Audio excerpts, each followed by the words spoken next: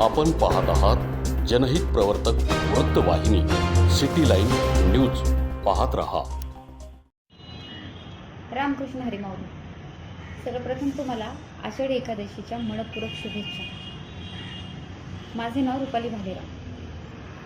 हा आवाज तुम्ही बऱ्याचदा ऐकला असेल, बातम्यांमधून, कवितेमधून. आणि जर ऐकला नसेल तर सिटी लाईन यूट्यूब मराठी चॅनलला सबस्क्राईब करा. आवाज नक्कीच ऐकायला मिळेल. माझे नाव रुपाली भालेराव. मी एक महिला पत्रकार म्हणून काम पाहते आणि पत्रकारितेचं काम सांभाळताना मला नवीन नवीन विषयावर कविता करण्याची खूप आवड आहे. छंद असावा वेगळा असं म्हटले तरी काही वावगे ठरणार नाही. आज आषाढी एकादशी निमित्त मी एक कविता तयार केली आहे. ती तुम्हाला कशी वाटली हे नक्कीच आवर्जून सांगा. कवितेचं शीर्षक आहे एखादी तरी करावी वारी. नभातून बरसणाऱ्या संतधारा अंगावर झेलण्याची रीत ही न्यारी.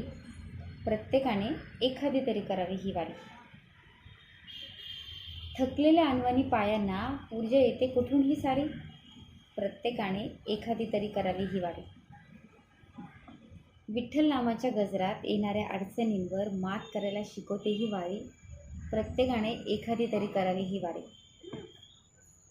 माऊलीच्या पालखीचा अनुपम दिव्य सोहळा डोळ्यांनी तो पाहावा. हीच आहे दुनियादारी. प्रत्येकाने एखादी तरी करावी ही वारी. इन्स्टंटच्या या जगात खरा संयम शिकवते ही वारी. इन्स्टंटच्या या जगात खरा संयम शिकवते ही वारी. प्रत्येकाने एखादी तरी करावी ही वारी. कधी उन्हात चालायचे, कधी पावसात भिजायचे. कधी उन्हात चालायचे, कधी पावसात भिजायचे. चालताना मात्र चेहऱ्यावर नेहमी गोड हसू ठेवायचे. दुःखालाही आनंदाने कवटाळायला शिकवते ही वारी. प्रत्येकाने एखादी तरी करावी ही वारी. वारी म्हणजे एक प्रवास नव्हे. वारी म्हणजे एक प्रवास नव्हे, एका अलौकिक आनंदाचा दिव्य साक्षात्कार आहे. हा अनुभवता यावा म्हणून प्रत्येकाने एखादी तरी करावी ही वारी.